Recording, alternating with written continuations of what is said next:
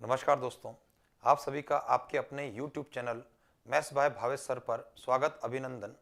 जैसा कि हम लोग सेकंड ग्रेड मैथ्स में आरपीएससी के द्वारा आयोजित पिछली परीक्षाओं के प्रश्न पत्रों के प्रश्नों की बात हम लोग कर रहे हैं, तो चलिए आज के इस पार्ट के अंदर हम 2016 की जो भर्ती परीक्षा है उसके 90 से आगे, क्योंकि 90 तक के प्रश्न हम लोगों ने पिछले पार्ट के अंदर कंप्लीट कर लिए थे, तो 90 से आगे कुछ प्रश्नों का अध्ययन आज के इस क्लास के अंदर करने वाले हैं। वे किस प्रकार के प्रश्न रहे, उनको कैसे आपको सॉल्व करना है।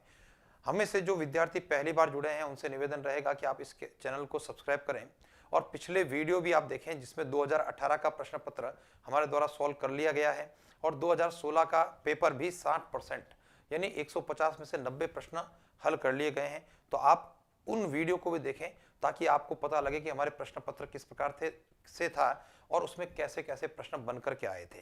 तो आप भी चैनल को सब्सक्राइब करें और आपके अपने दोस्तों को भी आप इसको सब्सक्राइब करने के लिए मोटिवेट करते रहें। चलिए हम लोग बात करने वाले हैं 90 से बाद में, है ना, 91वें प्रश्न से शुरुआत करते हुए। देखिए हमारा प्रश्न किस प्रकार से है। अवकल समीकरण के बारे में बात कर रहा है और डिफरेंशियल इक्वेशन कुछ इस प्रकार की है, d2y बाय dx स्क्वायर, ये 91 नंबर का प्रश्न है। d2y by dx square plus 3 iota minus 1 dy by dx minus 3 iota y is equal to 0। मुझे बताइए सर, इस समीकरण के लिए क्या करना चाहिए हमें इसकी सहायक समीकरण की बात करनी पड़ेगी, ऑक्सिलरी इक्वेशन की बात करनी पड़ेगी, है ना। तो यहाँ पर जब ऑक्सिलरी इक्वेशन की बात करते हैं सहायक समीकरण की, तो आपके दिमाग में आएगा ये m स्क्वायर है। आपको चाहिए क्या सर, इसका सामान्य हल चाहिए, है ना, जनरल सॉल्यूशन की बात आपका प्रश्न करता है। तो ऑक्सिलरी इक्वेशन बना रहे हम लोग m square plus 3i minus 1m minus 3i यानी 3 आयोटा इज इक्वल टू 0। चलिए सर यहाँ बीच वाले को गुणा करता हूं मैं, तो m square plus 3 iota m minus m minus 3 iota is equal to 0। पहले दो में से आप m को कॉमन करने पर m प्लस 3 आयोटा माइनस 1 और यहाँ पर होगा sir m plus 3 iota is equal to 0। पहला हो गया हमारा m प्लस 3 आयोटा और दूसरा हो गया m minus 1 is equal to 0। तो यहाँ से m के दो मान, m का मान 1 हो गया या फिर माइनस का 3 आयोटा हो गया।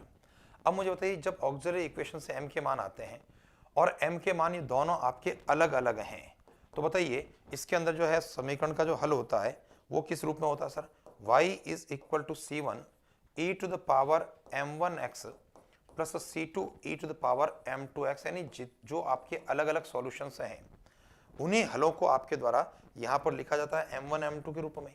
तो चलिए y इज इक्वल टू, हमारी स्थिति क्या बनने वाली है सर, हमारा जो रिजल्ट रहेगा वो कुछ इस प्रकार से रहने वाला है, y is equal to c1 e to the power m1 का अभिप्राय ये पहले वाला मूल है 1, तो e to power x plus c2 e to the power m2 के स्थान पर माइनस का 3 आयोटा x। ये आपके प्रश्न का आंसर होगा। बहुत आसान सा आपका प्रश्न रहा, सीधी डायरेक्ट अप्रोच का प्रश्न रहा। सबसे पहले आपके पास में जो समीकरण है उसकी ऑक्सिलरी इक्वेशन सहायक समीकरण आपने बनाई m के पदों में m square plus 3 iota minus 1m minus 3 iota, इसके गुणनखंड करते हुए m के दो अलग अलग मान हमने प्राप्त कर लिए। और जब m के दो अलग अलग मान हैं आपके पास में, है ना, डिफरेंट वैल्यूज अगर इसकी आ रही है तो हमारा रिजल्ट है c1 e to power m1x plus c2 e to power m2x। तीसरा होता तो c3 e to power m3x हो जाता, है ना। तो उनके अंदर मान को रखने पर c1 e to power x plus c2 e to power minus 3 iota x, option number 3 आपके प्रश्न का उत्तर रहेगा। चलते हैं अगले प्रश्न के बारे में डिस्कस करते हैं। देखिए हमारा प्रश्न है, एक समीकरण को दे रखा है और समीकरण मेरे पास में, मैं वापस आपको रीराइट कर लेता हूं, lambda is equal to 1 plus dy by dx whole square whole to the power 3 upon में d2y अपॉन dx स्क्वायर की घात 2/3, ये समीकरण है आपकी। और मुझे ये चाहिए अवकल समीकरण की घात क्या है और कोटि क्या है ना। डिग्री और ऑर्डर के बारे में हमारी बात हो रही है, ठीक है। तो डिग्री और ऑर्डर कैसे निकालना है सर, उसके बारे में ध्यान देना आपको कि भाई जब हम लोग इस प्रश्न को हल करते हैं तो वज्र गुणा करते हैं, तो ध्यान देना तो लैम्डा का गुणा हम लोग कर रहे हैं d2y by dx square to the power 2/3, ठीक है, is equal to 1 plus dy by dx whole square whole power 3। देखिए यहाँ पर इस प्रकार से भिन्न रूप के अंदर पावर नहीं होनी चाहिए, तो इसके लिए क्या करना चाहिए मुझे, है ना, दोनों पक्षों में घन करना है, क्यूब करना है। और जैसे ही आप घन करेंगे तो देखिए हमारी पोजीशन क्या बनने वाली है उसके बारे में ध्यान देना। घन करने पर लैम्डा क्यूब हो गया और यहाँ पर ये पोजीशन बनेगी d2y बाय dx स्क्वायर की घात 2 बराबर 1 प्लस dy बाय dx ऐसा होल स्क्वायर, पावर आपकी जो है 3 है और उसके ऊपर घन करने पर एक पावर 3 और लग जाएगी। तो मैं उम्मीद करता हूं कि यहां से आपके दिमाग में आ गया। अब मुझे बताइए घात और कोटि कहां से ली जाती है सर, ठीक है ना भाई, सबसे बड़ी भाई यहां पर जो है d की पावर क्या है, और जो d की पावर जहां से आपकी ली जाएगी, है ना, ऑर्डर और डिग्री के लिए, तो ऑर्डर कहां से आ रहा है, और जो ऑर्डर जो जिस पद से आपको प्राप्त हो रहा है उसकी जो पावर है वही तो घात है आपकी, ठीक है।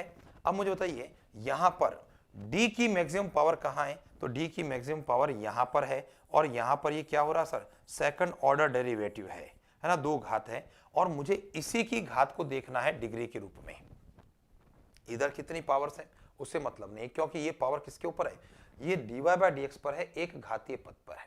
हाँ, इसको मैं देखता अगर यहाँ पर d cube y upon dx cube की बात होती तो हम सबसे पहले बात करते हैं कि जो डेरिवेटिव आपका है, कि डेरिवेटिव का ऑर्डर क्या है, उसमें मैक्सिमम ऑर्डर क्या है, वह उसकी ऑर्डर रहेगी, वह उसकी क्या रहने वाली है, कोटि रहने वाली है। और जो मैक्सिमम ऑर्डर है यानी कि जो d की पावर जो मैक्सिमम है उसके ऊपर जो पावर है, जो घात है, वह समीकरण की घात रहेगी। तो मुझे बताइए इस प्रश्न को देखते हुए बताइए सर, यहां से ऑर्डर कितना है, 2 है, डिग्री कितनी है, पता लगा कि डिग्री भी हमारी 2 है। ये आपके प्रश्न का उत्तर हो गया। ऑप्शन नंबर 1 आपके प्रश्न का आंसर है। देखिए ये भी सीधा सीधा डायरेक्ट अप्रोच का आपका प्रश्न था। चलते हैं सर, आगे बढ़ते हैं। अगला प्रश्न है रेखिक अवकल समीकरण। देखिए हमारे लिए बहुत आसान सा काम कर लिया है सर, प्रश्न ने बहुत स्पष्ट रूप से लीनियर डिफरेंशियल इक्वेशन ऐसा शब्द दे दिया, अदरवाइज आपको पहचानना होता। और इसके लिए हमको समाकल गुणांक चाहिए, इंटीग्रेटिंग फैक्टर मुझे चाहिए, IF को ज्ञात करना है। और integrating factor e to the power integral p dx इस प्रकार के रूप में होता है। तो चलिए सबसे पहले लीनियर डिफरेंशियल इक्वेशन की एग्जैक्ट फॉर्म के अंदर, है ना, स्टैंडर्ड फॉर्म के अंदर मुझे इसको कन्वर्ट करना है, बदलना है। तो देखिए हमारी पोजीशन क्या रही, हमारी पोजीशन है dy by dx is equal to e to the power x minus y, और यहां पर है e to the power x minus e to the power y, ठीक है। ये आपकी डिफरेंशियल इक्वेशन है, ठीक है। ये प्रश्न कह रहा है ये लीनियर डिफरेंशियल इक्वेशन है, और लीनियर डिफरेंशियल इक्वेशन का रूप क्या होता है भाई, लीनियर डिफरेंशियल इक्वेशन का जो फॉर्मेशन होता है वो है dy by dx plus py is equal to q, और जहां पर p और q दोनों क्या हैं, दोनों x के फलन हैं, x के पद है ना, x के, मतलब ये आपका लीनियर डिफरेंशियल इक्वेशन का स्टैंडर्ड रूप है। तो चलिए सर मैं इसके बारे में बात करता हूं भाई, dy by dx e to power x minus y e to power x minus e to power y को कैसे सॉल्व कर रहे हैं, ध्यान दीजिए। हम इसको ऐसा लिख रहे हैं सर, यानी कुल मिलाकर के स्टैंडर्ड फॉर्म में कन्वर्ट करना होगा मुझे। इसको मैं e to the power x upon e to the power y लिख सकता हूं, देखो आप, और निश्चित रूप से लिख सकते हैं आधार समान भाग की संक्रिया में घातें घटती है, तो घटी हुई घात को हम लोगों ने भाग में कन्वर्ट कर दिया। अगर मैं इसको सिंप्लीफाई करता हूं तो e to the power x minus y होगा, ठीक है। तो चलिए वज्र गुणा कर देते हैं, क्रॉस मल्टीप्लीकेशन, तो e to the power y dy by dx is equal to, या यूं कहें ना सर कि e to the power y का वहां पर हम लोग भाग लगा दें, या चलो जाने दो, e to the power y dy by dx is equal to, यहां पर हो गया sir e to the power कितना, e to the power x का होल स्क्वायर, ऐसा कर लेते हैं हम लोग, ठीक है, क्योंकि e to the power x का e to the power x से गुणा हो गया, तो e to the power x का होल स्क्वायर, और माइनस में e to the power x multiply by e to the power y। जब आप देखते हैं लीनियर डिफरेंशियल इक्वेशन में dy बाय dx का कोई भी कोफिशिएंट नहीं होता है, एक तो ये शर्त होती है। दूसरी चीज है, पड़ोस में अकेला y हुआ करता है, समझ गए? तो मुझे इसको स्टैंडर्ड फॉर्म में कन्वर्ट करने के लिए क्या करना पड़ेगा सर? इसको ध्यान दो, मैं यहां पर केवल y होता है, इसको ध्यान देना, और y बनाने के लिए मैं इसको मान लेता हूं सर, ठीक है ना? मान लेते हैं, माना e टू पावर y को हमने v मान लिया, क्योंकि भाई यहां पर तो y का पद होना चाहिए, लेकिन ये y नहीं है सर, ठीक है? एग्जैक्टली y होना चाहिए, और यहाँ e टू पावर y है, तो इसको जो है मैं यहाँ से हटाना चाहता हूँ, तो e टू पावर y को v मान लेते हैं। और अगर आपके दिमाग में नहीं आ रहा तो ध्यान दो, मैं इसको यहाँ शिफ्ट करता हूँ सेकंड नंबर पर, ताकि कुछ और रिजेंबल आपके हो जाए कि भाई हाँ हमने इस प्रकार की स्थिति पढ़ी थी। तो ये e to power x e to power y is equal to e to power x का होल स्क्वायर, ठीक है? अब मैं यहाँ से वही काम करने वाला हूँ, e टू पावर y को v के बराबर मानने वाला हूँ। तो e टू पावर y अगर v के बराबर है, अवकलन करने पर e to power y chain rule से dy बाय dx x के रेस्पेक्ट में, और v का x के रेस्पेक्ट में dv बाय dx। तो देखिए ये दो बदलाव करने हैं। e टू पावर y को मैं v लिखता हूँ, अगर इसको v लिखता हूँ तो इसका x के सापेक्ष अवकलन करने पर e to power y dy by dx, इसको हम लोग को क्या लिखना पड़ेगा? इसको dv बाय dx लिखना पड़ेगा। तो ये पोजीशन हो गई dv by dx plus e to power x v is equal to e to power x का होल स्क्वायर। ये आपकी लीनियर डिफरेंशियल इक्वेशन हो गई है, और यहाँ पर जो v का पड़ोसी है p वो है e टू पावर x, और q जो है वो e टू पावर x का होल स्क्वायर है। मुझे पूरा समीकरण का हल नहीं चाहिए, मुझे केवल और केवल इस समीकरण का इंटीग्रेटिंग फैक्टर चाहिए, समाकलन गुणांक चाहिए, और समाकलन गुणांक होता है e to power integration of p dx। e to power integration p का मतलब क्या हुआ? p का अभिप्राय हुआ e to power x dx, और e टू पावर x का जब इंटीग्रेशन करेंगे तो वह e टू पावर x ही रहेगा।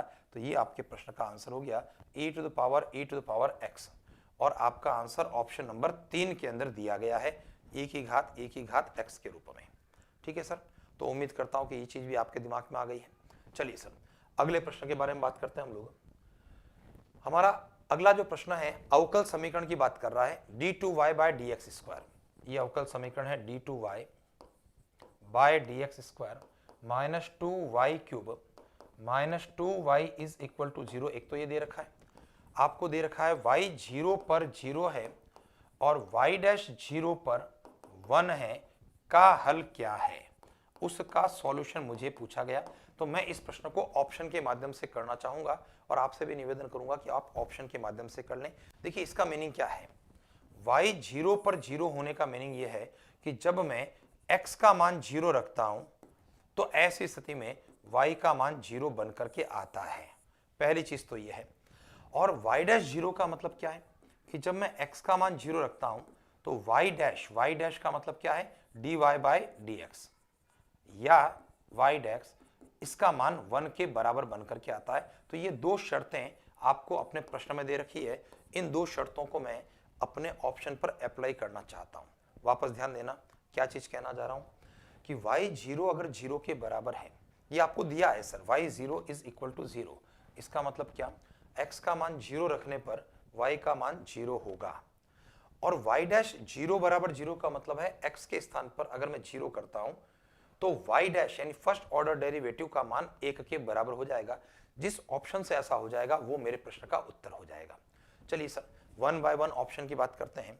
तो चलिए ऑप्शन नंबर पहले को देखता हूं। तो y is equal to cot x, y is equal to cot x plus 1, और जैसे ही मैं x का मान 0 करता हूं, देखिए y बराबर कॉट 0 प्लस 1। कॉट 0 का मान क्या होता है सर? अनंत प्लस 1, जो कि अनंत होगा, और ये आपका मैच नहीं कर रहा है क्योंकि मेरा परिणाम तो x 0 रखने पर y भी 0 होगा। तो ऑप्शन नंबर पहला तो फेल हो गया सर। ऑप्शन नंबर दूसरे की बात करते हैं। y is equal to 10x plus 1 रखने पर, जैसे ही x का मान आप 0 करते हैं तो y का मान 10 0 प्लस 1, और 10 0 का मतलब 0 प्लस 1 जो कि 1 रहा, ये भी मैच नहीं कर रहा है। हमारा प्रश्न कहता है कि x 0 पर y 0 है, तो ऑप्शन नंबर दूसरा भी नहीं चलेगा। ऑप्शन नंबर तीसरे को चेक कर लेते हैं।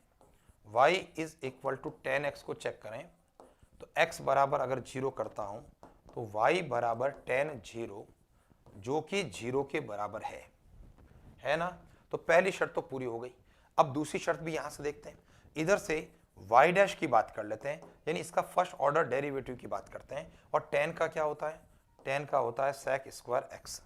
मैं कहना चाह रहा हूं कि x बराबर 0 पर y डैश का मान sec स्क्वायर 0 और sec 0 का मान होता है 1 का स्क्वायर 1, यानी दोनों ही शर्तें यहां पर फुलफिल हो गई है। मेरे प्रश्न का उत्तर ऑप्शन नंबर 3 रहने वाला है। यानी जो कंडीशन है, जो वैल्यू आपको दी है, तो उसका आप उपयोग करें। ठीक है, आपको किसी तरीके की आवश्यकता नहीं है। चलते हैं सर, अगला प्रश्न देखते हैं।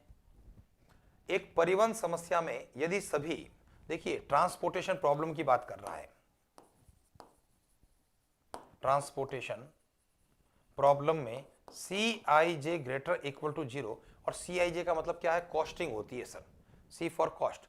तो कॉस्टिंग जो भी है फैक्टर वह ग्रेटर इक्वल टू 0 है।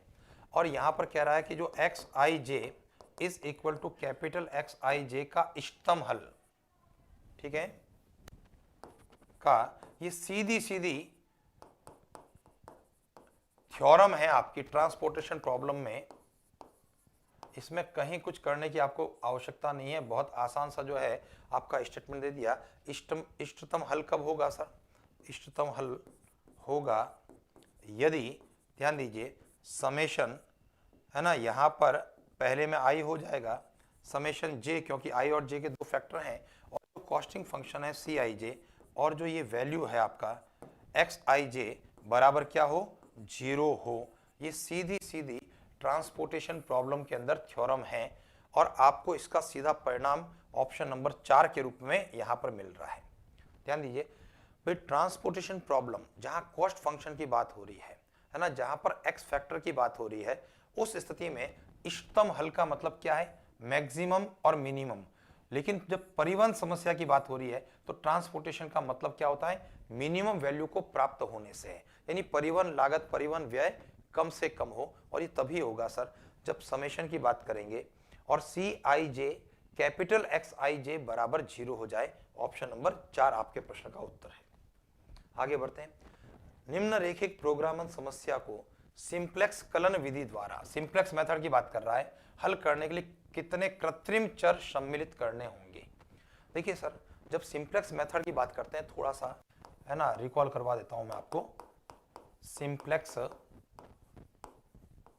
मेथड की अगर जब मैं बात करता हूं, ठीक है ना, तो ऐसी स्थिति के अंदर जब आप कृत्रिम चरों की बात करते हैं तो पहली चीज है, देखिए सिंप्लेक्स मेथड के अंदर हमारी जो प्रॉब्लम होनी चाहिए, ठीक है ना, जो प्रश्न होना चाहिए वो किसके लिए होना चाहिए, मिनिमाइज के लिए होना चाहिए। समझ गए, मिनिमम करने के लिए होना चाहिए। और वैसे चलो इतना डिटेल में आवश्यकता नहीं, हमें तो केवल और केवल कृत्रिम चरों से आवश्यकता है, और ये कृत्रिम चर इन प्रतिबंधों में जोड़े जाएंगे या घटाए जाएंगे। देखिए प्रतिबंध जो हमारे पास में है, 1 बाय 1 हम उन प्रतिबंधों की बात करते हैं। पहला प्रतिबंध है हमारा 3x1 प्लस x2 बराबर 4। पहली शर्त क्या है, 3x1 प्लस x2 बराबर 4 है। दूसरा प्रतिबंध हमारा है x1 plus 2x2 less than equal to 3, और तीसरा प्रतिबंध है 2x1 plus x2 greater equal to 3। ध्यान दीजिए सर, जब इस प्रकार का प्रश्न आपके पास में होता है, ठीक है ना, तो जितने असमीका के निशान होते हैं उतने कृत्रिम चर होते हैं। सीधा सरल गणित हमारा ये है, ठीक है। अब मुझे तो इन तीन समीकरण में देखो, यहां पर इस समीकरण है, बराबर का निशान है, यहां पर लेस देन इक्वल टू यानी असमीका है, और यहां ग्रेटर इक्वल टू 0 का मतलब ग्रेटर देन का मतलब असमीका है। तो जितनी असमीकाएं होती है उतने कृत्रिम चर, आर्टिफिशियल वेरिएबल जोड़े जाते हैं। तो कितने हो गए सर, 3 प्रतिबंधों में से 2 के अंदर, भाई एक में तो बराबर हो गया, 2 में ग्रेटर देन, इक्वल और लेस देन इक्वल टू का सिंबल आ रहा है, तो इसका तो 2 कृत्रिम चर रहेंगे। चलिए थोड़ा सा पॉइंटेड और आगे बढ़ता हूं इस प्रश्न में, ठीक है। भाई ये जो कृत्रिम चर कैसे होंगे, मान लिया आपको पूछ लिया जाए कितना न्यूनता पूरक चर होगा यानी स्लैक वेरिएबल होगा, कितना आधिक्य चर होगा, ठीक है ना, सरप्लस वेरिएबल होगा। तो अब आपके दिमाग में क्या आना चाहिए कि जहां लेस देन का सिंबल है वहां पर हम क्या करते हैं, किसी आर्टिफिशियल वेरिएबल को जोड़ते हैं। तो इसको हम लोग क्या कहते हैं सर, ठीक है, ये स्लैक वेरिएबल है, स्लैक वेरिएबल हो गया सर, क्योंकि ये न्यूनता पूरक चर है, न्यूनता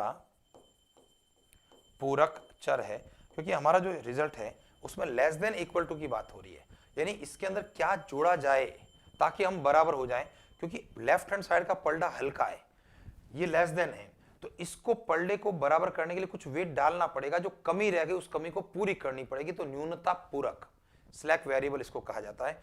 और यहां पर देखिए सर, लेफ्ट हैंड साइड का पलड़ा ग्रेटर इक्वल टू की स्थिति यानी भारी है, तो पलड़े को बराबर करने के लिए क्या करना पड़ेगा भाई, यहां से कुछ वजन हटाना पड़ेगा, तो ये आधिक्य चर हो गया आपका, यानी सरप्लस वेरिएबल हो गया, तो 2x1 plus x2 minus x4 is equal to 3, तो इसको हम लोग कहते हैं सर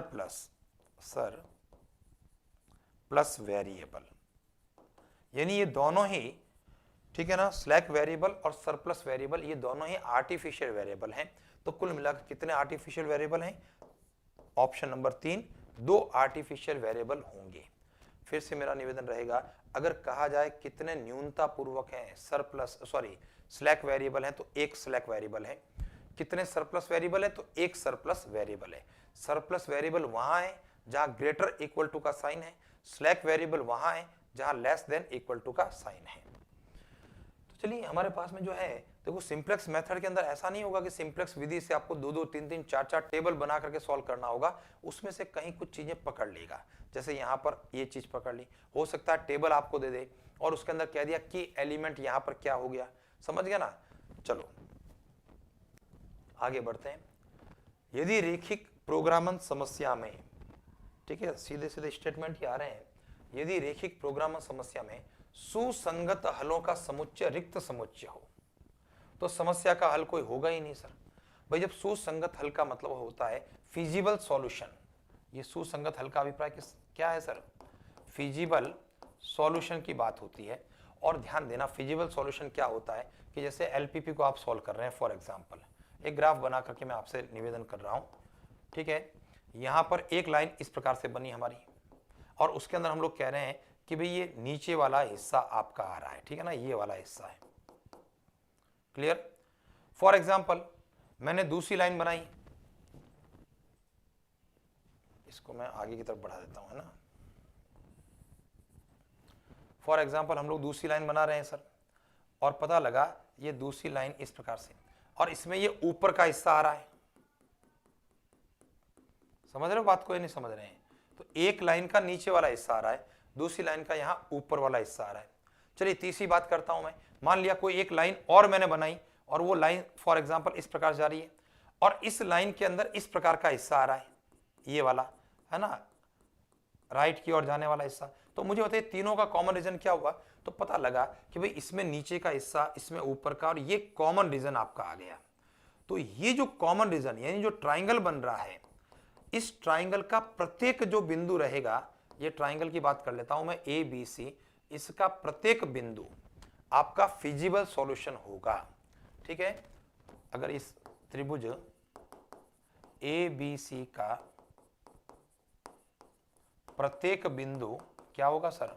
सुसंगत हल होगा, सुसंगत हल होगा, फिजिबल सॉल्यूशन हुआ करता है। तो इसका मतलब क्या है सर कि भाई जो समुच्चय रिक्त तो नहीं होना चाहिए, अगर समुच्चय रिक्त हो गया तो वहां पर सुसंगत हल होगा ही नहीं। तो यहां पर सारे के सारे एलिमेंट्स आपके सुसंगत हल हैं। ये एक एग्जाम्पल के रूप में मैंने लिया है, इस प्रश्न के लिए आपको एग्जाम्पल के द्वारा समझा रहा हूं, बाकी जो है एग्जाम में इसको करने की आवश्यकता नहीं है। भाई रिक्त समुच्चय है तो इसका मतलब कोई हल नहीं है, सीधा सिंपल सा हिसाब किताब ये है। लेकिन होता क्या है फिजिबल सॉल्यूशन, वो मैंने डिस्कस किया। अब इसके अंदर कि जो इंटरसेक्टिंग पॉइंट्स आपके होते हैं, जैसे like as a point A है, पॉइंट बी है, पॉइंट सी है, इन बिंदुओं पर इसका इष्टतम हल निकलता है। ये तो हो गया सुसंगत हल। और इष्टतम का मतलब क्या है कि मिनिमम या मैक्सिमम वैल्यू की बात होती है, ठीक है, वो इन कॉर्नर पॉइंट के ऊपर निकलता है। हमारा प्रश्न कह रहा है कि जो सुसंगत हलों का समुच्चय रिक्त है, रिक्त होने का मतलब क्या कि मान लिया मैंने एक लाइन ऐसे ड्रॉ की और इसके अंदर रीजन इस प्रकार से हो रहा है शेड, और एक मान लिया फॉर एग्जांपल लाइन ऐसी मैंने ड्रॉ की और इसका जो है ये ऊपर वाला रीजन हो रहा है। तो मुझे बताइए क्या कोई कॉमन पार्ट है? क्या कोई कॉमन पार्ट नहीं है। तो हम लोग क्या कहते हैं सर कि इसका कोई हल नहीं होता है। भाई हम लोगों ने पढ़ा है ना, इस प्रकार ग्राफ बनता है जिसमें जो शेडेड रीजन अगर कॉमन नहीं आता तो उसका कोई हल नहीं होता है। तो आपका प्रश्न यही कह रहा है सुसंगत हलों का समुच्चय रिक्त समुच्चय है, यानी कि सेकंड नंबर कंडीशन की बात कर रहा है, तो समस्या का कोई हल नहीं होगा, है ना। डायरेक्ट हम लोगों को सोचना है, ये तो केवल और केवल कि होता क्या है सुसंगत हल, उसके बारे में थोड़ा सा रिकॉल कर लिया था। दो अवमुख समुच्चयों का सर्वनिष्ठ, यानी कि जो इंटरसेक्शन की बात कर रहे हैं of two convex set is always a convex set, ये सीधा सीधा आपने पढ़ा है। अवमुख समुच्चयों का सर्वनिष्ठ, उभयनिष्ठ, इंटरसेक्शन, कॉमन पार्ट, वो क्या होता है सर, अवमुख समुच्चय होता है। ये सीधी सीधी डायरेक्ट थ्योरम है। रेखिक प्रोग्रामन समस्या की बात करते हैं। अब देखिए प्रोग्रामन समस्या इस प्रकार से है, z is equal to 5x plus 7y। कुछ प्रतिबंध मेरे पास में है, ठीक है, मैं उन प्रतिबंधों की बात करूंगा। x plus y less than equal to 6 एक, दूसरा है 2x plus 3y greater equal to 3, तीसरा है x ग्रेटर इक्वल टू 3 और चौथा है y ग्रेटर इक्वल टू 3। समझ गया ना।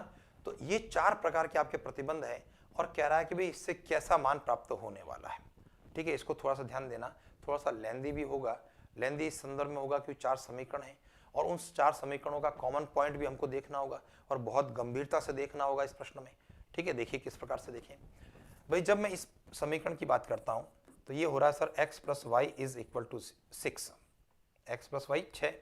अगर मैं इसके टेबल्स की बात करता हूं, यहाँ x हो गया, यहाँ y हो गया, x का मान 0, y का मान 6, y का मान 0, x का मान 6, पहला ये हो गया। यहाँ से 2x plus 3y is equal to 3 को देखने पर x का मान जैसे ही मैं 0 करता हूँ तो y का मान कितना होता है, यहाँ पर 1 के बराबर होता है। और जब y का मान अगर मैं 0 करता हूँ तो x का मान 3/2 हो जाता है। और ये तो खैर आपकी लाइन है पैरेलल टू, है ना, y एक्सिस है और पैरेलल टू x एक्सिस है। तो चलिए मैं इसका रीजन बनाने का प्रयास करता हूँ। और चूंकि आपका ये फर्स्ट कोऑर्डिनेट में ही बना करता है सर, तो इसलिए फर्स्ट कोऑर्डिनेट ही मुझे बड़ा बनाना चाहिए, है ना, ऐसा। बाकी सेकंड थर्ड छोटे छोटे में कोई फर्क नहीं पड़ता है। देखिए पहला है ना 0 6 6 0, गौर कीजिए ये पॉइंट है आपका 0 6 होगा। एक आइडिया से, है ना, पॉइंट को आप मार्क कर दें, ये 6 0 हो गया। तो पहली वाली लाइन जो है वो हमारी ये वाली है, ठीक है, L1, ये पहली लाइन हो गई। अब इसमें देखो sir, less than equal to का मतलब क्या है, टुवर्ड्स द ओरिजिन की बात कर रहा है कि x और y दोनों को अगर ओरिजिन सेटिस्फाई कराएंगे तो सेटिस्फाई हो जाता है। इसका मतलब आपके दिमाग में आना चाहिए कि इस लाइन का मैं ये वाला हिस्सा लेने वाला हूं, नीचे वाला हिस्सा। ठीक है सर, ये आपका जो है रीजन प्लॉट हो रहा है। ठीक है, एक बात। चलिए दूसरी बात करते हैं। 0 1, तो कुल मिलाकर के सर 0 1 कहीं यहां पर की पोजीशन बनने वाली है और 3/2 0 लगभग कुछ इस प्रकार की पोजीशन यहां पर बनेगी। ठीक है, और जब मैं इसको प्लॉट कर लेता हूं तो ये लाइन नंबर दूसरी होगी मेरे लिए। और यहां पर ग्रेटर इक्वल टू है, तो अगर मैं ओरिजिन से इसको सेटिस्फाई करवा रहा हूं तो 0 is greater equal to 3, origin satisfy नहीं हो रहा है, तो है ना दूसरी तरफ का हिस्सा जो अदर देन ओरिजिन वाला जो हिस्सा है, इसका ये शेडेड रीजन ये वाला, है ना, इसका हल क्षेत्र है इस लाइन के लिए। यानी ऊपर वाला लाइन का हिस्सा नीचे की ओर आ रहा है, इसका ये आ रहा है। अगर मान लिया मेरे पास में ये कंडीशन नहीं दी होती तो मेरे पास में ये जो है एक, है ना, चतुर्भुज की तरफ जो है ना, ये कोऑर्डिनेटर आपका सुसंगत हल क्षेत्र होता। लेकिन अभी दो लाइनें और बाकी है, देखते हैं।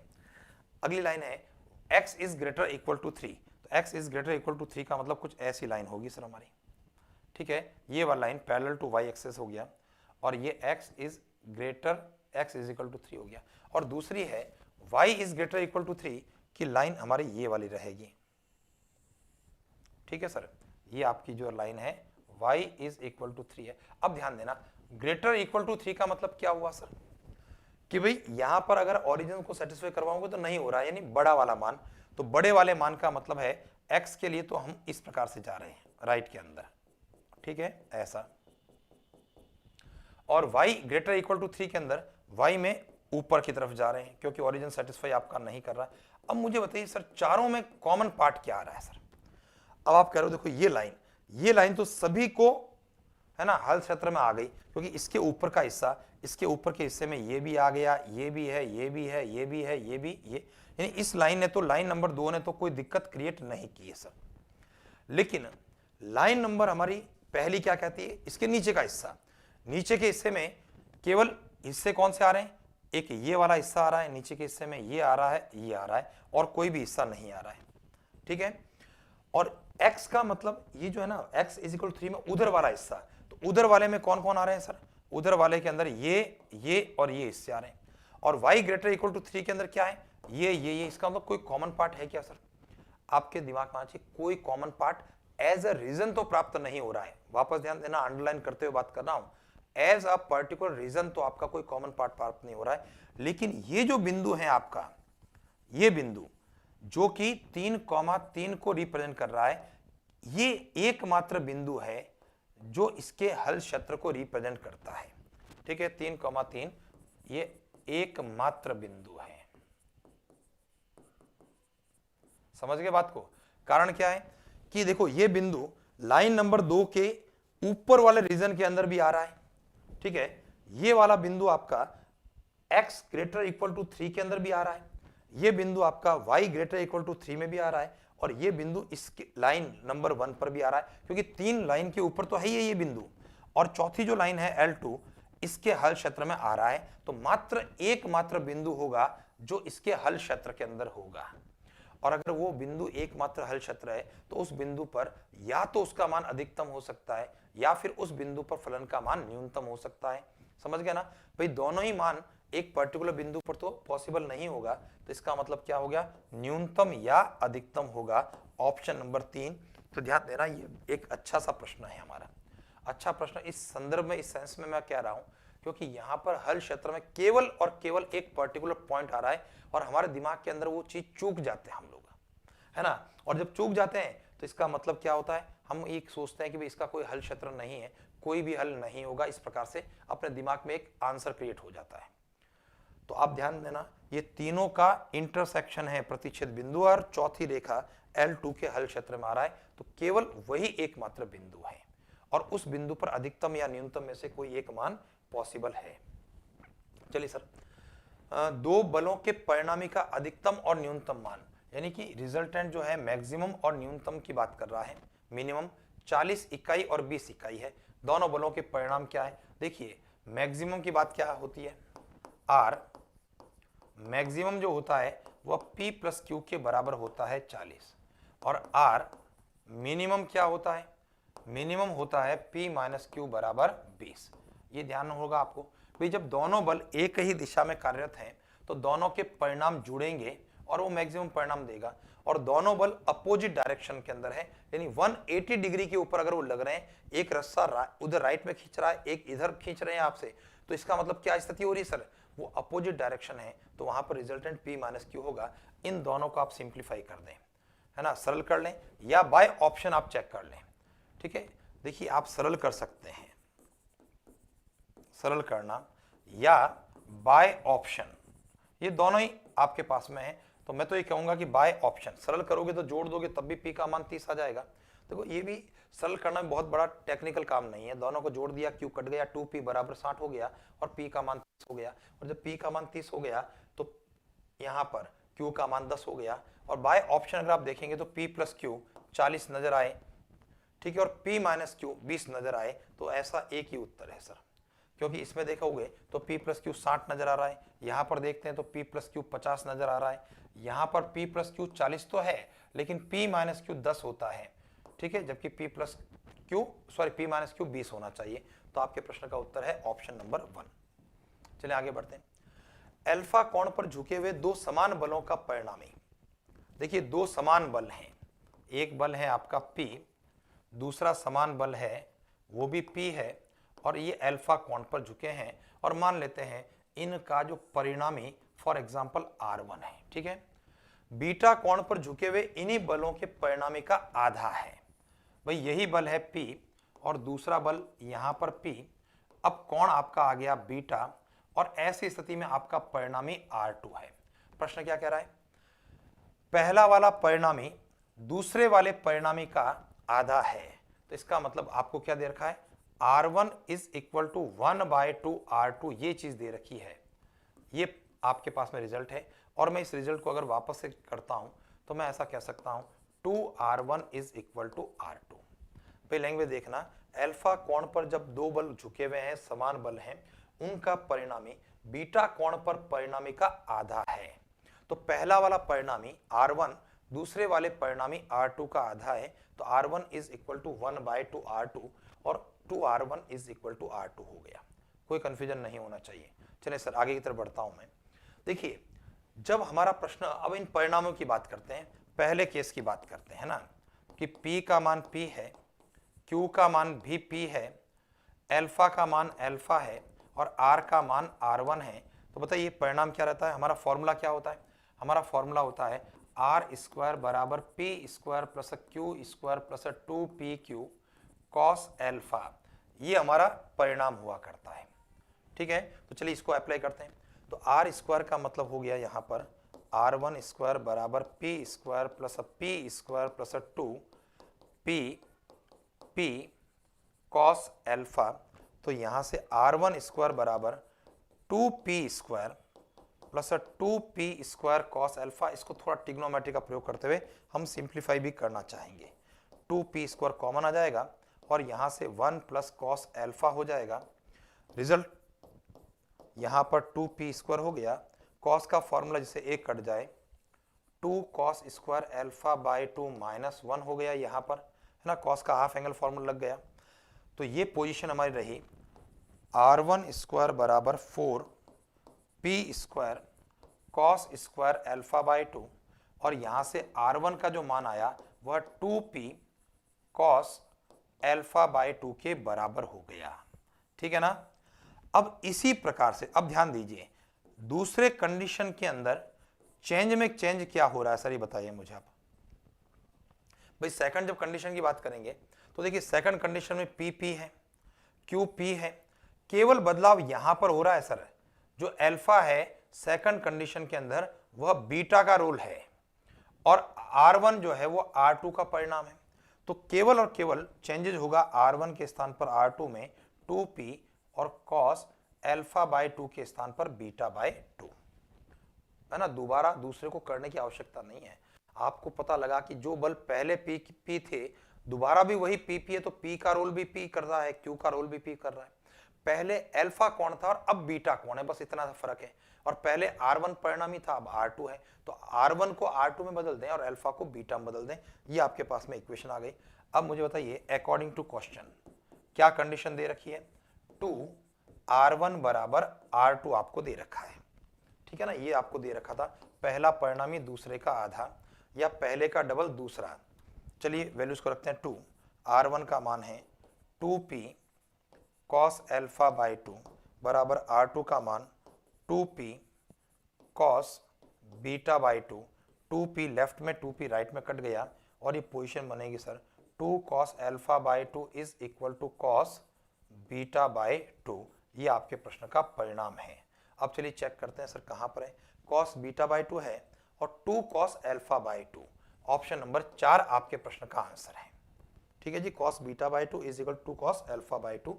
ठीक है ना, क्रम आगे पीछे हो रहा है। तो बहुत प्यारा सा प्रश्न है, मस्त प्रश्न है ना, इजी अप्रोच का प्रश्न है। चलिए आगे बढ़ते हैं। हमारा अगला जो प्रश्न है, एक प्रक्षेप्य की क्षैतिज परास 30 इकाई है, अधिकतम ऊंचाई 10 इकाई है, प्रक्षेप्य कोण अल्फा किससे दिया जाएगा। देखिए सर थोड़ा सा टेक्निकल प्रश्न हो गया, क्योंकि जब प्रक्षेप्य कोण निकलेगा तो प्रक्षेप्य कोण sin cos tan के पदों में निकलेगा, लेकिन ऐसा sin 2 अल्फा tan अल्फा के कॉम्बिनेशन में नहीं होगा। तो जो आपका मान निकलेगा ना, उसके आधार पर ऑप्शन को मुझे सेटिस्फाई करवाना पड़ेगा, तब जाकर के परिणाम मुझे मिलेगा। चलिए फिलहाल यहां बात करता हूं। देखिए हमारा जो प्रश्न कह रहा है क्षैतिज परास, क्षैतिज परास 30 इकाई के बराबर है और क्षैतिज परास का फॉर्मूला होता है U square sin 2 alpha upon G बराबर 30 के बराबर है। ये इक्वेशन नंबर 1 हो गया सर। ठीक है, और मुझे कहा गया अधिकतम ऊंचाई या महत्तम ऊंचाई 10 के बराबर है। और महत्तम ऊंचाई यानी you square sine square alpha upon 2g बराबर 10 है। ये इक्वेशन नंबर 2 है।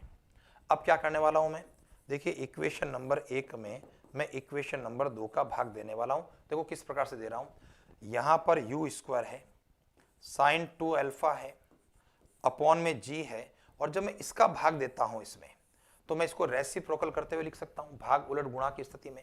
और जब भाग उलट गुणा की स्थिति में लिखेंगे तो ये हो गया sir 2g upon you square sine square alpha बराबर में भाग देने पर 30/10। उम्मीद करता हूं समझ में आया होगा। भाई इसमें जब इसका डिवीजन होगा बटे में बटा है तो इसको रेसिप्रोकल करते हुए मैंने लिख दिया। देखिए जो चीज कटती है जैसे यू स्क्वायर से यू स्क्वायर, जी से जी, 0 से 0, ये मैंने काट दिया। बाकी अभी और सिंप्लीफाई करें, जैसे साइन 2 अल्फा के लिए 2 साइन अल्फा कॉस अल्फा, और ये 2 ऊपर है, ये वाला 2 है ना, और नीचे की ओर है साइन स्क्वायर अल्फा बराबर में 3। चलो यहां से एक साइन और कट जाएगा सर आपका, ठीक है। तो पोजीशन हमारी क्या बनती है सर, हमारी पोजीशन बन रही है 4 कॉस अल्फा बराबर 3 साइन अल्फा। चलो कॉस को उधर ले जाते हैं, भाग देते हैं, तो कॉस का भाग देने पर टेन अल्फा बराबर 4/3, यानी 3 को इधर ला रहा हूं मैं और कॉस का पद उधर भाग में ले जा रहा हूं। जब कॉस का भाग गया तो साइन बटा कॉस टेन हो गया, और 3 इधर आने पर 4/3 हो गया। यानी मेरे पास में टेन अल्फा का मान, अगर प्रक्षेप्य कोण सीधा पूछता ना वो मुझसे, तो मैं सीधा कहता कि अल्फा बराबर टेन इनवर्स 4/3 है ना। मोस्टली ऐसा ही पूछा जाता है, लेकिन इस बार क्या किया कि टेन का मान अगर ये है तो कौन सा संबंध सत्य है, मतलब इस प्रकार से आपको ऑप्शन को भी सेटिस्फाई ये करवाना चाहता है। चलिए 1 बाय 1 आप ऑप्शन को सेटिस्फाई करने का प्रयास करेंगे सर। चलिए तो ऑप्शन को अब आप पढ़ेंगे। भाई प्रक्षेप्य कोण तो बेसिकली हमारा आ चुका है सर, अल्फा का मान ही तो होता है सर प्रक्षेप्य कोण अल्फा, और ये अल्फा का मान क्या है टेन इनवर्स 4/3, लेकिन इस रूप में हमारा उत्तर नहीं है ना। तो चलिए ऑप्शन को सेटिस्फाई करवाते हुए ऑप्शन नंबर 1। अच्छा एक बात ध्यान करो, भाई इसको सेटिस्फाई करवाने के लिए एक आसान काम और हो जाएगा। यहां पर टेन तो है और इधर साइन 2 अल्फा है, तो मैं साइन 2 अल्फा का मान ज्ञात कर लूं, ताकि क्या है कि सीधा मान ही रखना पड़ेगा, बार बार फॉर्मूला हमको अप्लाई नहीं करना पड़ेगा, है ना। तो एक नया काम और कर लेते हैं सर, इसमें आप साइन 2 अल्फा का मान ज्ञात कर लें यहां से। तो इसलिए साइन 2 अल्फा का फॉर्मूला हुआ 2 tan alpha upon 1 plus ten square alpha, 2 गुणा 4/3 और 1 प्लस 16/9, और इसको हल करने पर 8/3 भाग उलट गुणा 9/25। सॉल्व करने पर देखिए 3 के पहाड़े से 3 बार काटते हुए ये 24/25 हो गया। अब चलिए मेरे लिए आसान रहेगा ऑप्शन को ट्राई करना, तो ऑप्शन पहले को ट्राई कर रहा हूं तो 9 साइन 2 अल्फा का मान, ये देखिए सर चूंकि हमने निकाल दिया है तो 24/25 प्लस 1, और इसका मान कितना निकल के आ रहा है देखो 25 लसप होगा, तो ये परिणाम रहा सर 9 गुणा 49/25। ये लेफ्ट हैंड साइड है, और राइट हैंड साइड देखें 25, टेन अल्फा का मान 10 अल्फा कहाँ है 4/3 है ना, -1 का स्क्वायर जो कि रहा सर 25 गुणा 1/9। तो अब मुझे बताइए क्या यह लेफ्ट हैंड साइड का पार्ट क्या इस राइट हैंड साइड के पार्ट के बराबर बना सर, नहीं बना। इसका मतलब ऑप्शन नंबर 1 नहीं चलेगा। चलिए ऑप्शन नंबर 2 को चेक करने की बात कर रहा हूं 9। ये परिणाम तो आपका देखो पहला दूसरा तीसरा चौथा, आप खास बात देखो पहला दूसरा तीसरा चौथा चारों ऑप्शन का लेफ्ट हैंड साइड एक जैसा है, तो इसको भी मुझे हल नहीं करना। तो ऑप्शन नंबर दूसरा जो है उसका लेफ्ट हैंड साइड तो ये है सर 9 गुणा 49/25, और इसका राइट हैंड साइड का पार्ट देखते हैं 25 गुणा 4/3 प्लस 1 का स्क्वायर जो कि हो गया 25 गुणा, देखिए 3 और 4 7 का स्क्वायर हो गया 49, और ये 9, क्या ये मैच कर रहा है? देखिए 49 तो ऊपर मैच कर रहा है, लेकिन यहाँ 9 ऊपर है 25 नीचे है, और इधर 25 ऊपर है 9 नीचे है, तो ऑप्शन नंबर 2 भी मेरा नहीं हुआ। ऑप्शन नंबर 3 को चेक कर लेते हैं।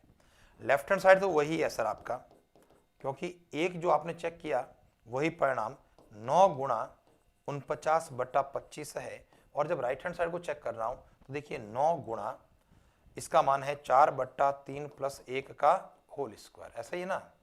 और ये परिणाम क्या रहा सर, 4/3 प्लस 1 का होल स्क्वायर, तो ये 7। तो 9 गुणा, भाई यहां पर कहीं उत्तर नहीं लग रहा मुझे, 49/9, तो ये आपका परिणाम भी नहीं है सर।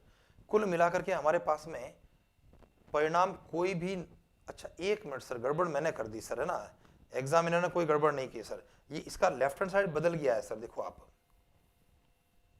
भाई यहां जो है लेफ्ट हैंड साइड में ये 25 हो गया है सर, और हम लोग जो है लेफ्ट हैंड साइड को 9 के आधार पर लिखे जा रहे थे। ऑप्शन नंबर 1 में, ऑप्शन नंबर 2 में 9 है और ऑप्शन नंबर 3 में 25 है। तो अब इसको इसके हिसाब से चेक करें, 25 और sin 2 अल्फा का मान 24/25 प्लस 1, हल करने पर यह परिणाम रहेगा सर 25 गुणा 49/25, और 25 से 25 कट गया तो क्या रहा सर 49, 49 बनता है, और यहां पर भी 9 से 9 कट गया तो क्या बना आपका 49 बन गया। तो लेफ्ट का रिजल्ट राइट के रिजल्ट के बराबर हो गया, तो ऑप्शन नंबर 3 आपके प्रश्न का उत्तर हो गया। यानी पहले प्रक्षेप कोण की बात की गई और प्रक्षेप कोण के आधार पर ऑप्शन को सेटिस्फाई करवाने की बात एग्जामिनर कर दी, तो थोड़ा सा लंबा प्रश्न हो गया है ना। चलें आगे बढ़े। अगला जो प्रश्न है हमारा, निम्नलिखित में से कौन सा कथन गणित की प्रकृति को नहीं दर्शाता है। अब देखिए गणित की प्रकृति को नहीं दर्शाता है तो सार्वभौमिक विषय है, ठीक है ना। प्रत्येक शाखा अभिग्रहितों के समूह से आरंभ होती है, सामान्यीकरण का क्षेत्र बहुत संकुचित होता है। ध्यान दीजिए इसका क्षेत्र जो है विस्तृत तो हुआ करता है, संकुचित क्षेत्र नहीं होता है। तो कौन सी गणित की प्रकृति नहीं है, ऑप्शन नंबर 3। चलिए आगे बढ़ते हैं। निम्नलिखित में से कौन सा कथन विशिष्ट उद्देश्यों की एक विशेषता नहीं है। भाई विशिष्ट उद्देश्य है ना, विशेष आवश्यकताओं के लिए, ठीक है, विशिष्ट और स्पष्ट होते हैं, व्यवहारगत प्रतिफल में पदों में होते हैं, प्राप्य होते हैं, सामान्यकृत रूप में होते हैं। भाई देखिए ये आपका विशिष्ट उद्देश्य है, और सामान्यकृत का मतलब क्या है, जनरल फॉर्म। तो जो स्पेसिफिक आपके ऑब्जेक्ट्स हैं वो जनरल फॉर्म के अंदर नहीं है। ऑप्शन नंबर 4 आपके प्रश्न का यहां उत्तर रहेगा। अगला प्रश्न देखते हैं। गणित की उन्नति और सुधार देश की संपन्नता से संबंधित है। यह कथन गणित के किस मूल्य को दर्शाता। देखिए आपने देखा होगा आर्थिक मूल्य होता है, सामाजिक मूल्य होता है, इस प्रकार से नैतिक मूल्य है। ये सारे जो मूल्य हैं उसमें गणित की उन्नति और सुधार देश की संपन्नता से संबंध रखता है, और देश की संपन्नता संबंध यानी यह समाज के मूल्य से संबंध रखता है। भाई देश की संपन्नता, समाज की संपन्नता, ठीक है, ये आपका सामाजिक मूल्यों के क्षेत्र के अंदर आता है। तो चलिए सर आज की इस क्लास में हम लोग इतनी बात करने वाले हैं। आप लोग जुड़े रहें, अगली क्लास के अंदर फिर से जो है आगे की तरफ बढ़ेंगे, है ना। इसके आगे के प्रश्नों को हम लोग हल करेंगे।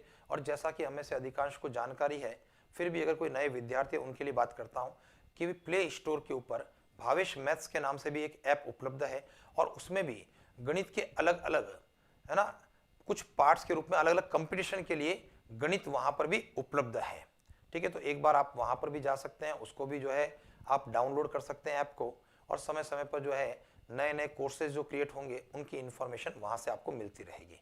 तो चलिए आज के लिए आप सभी का बहुत बहुत धन्यवाद। Thank you sir.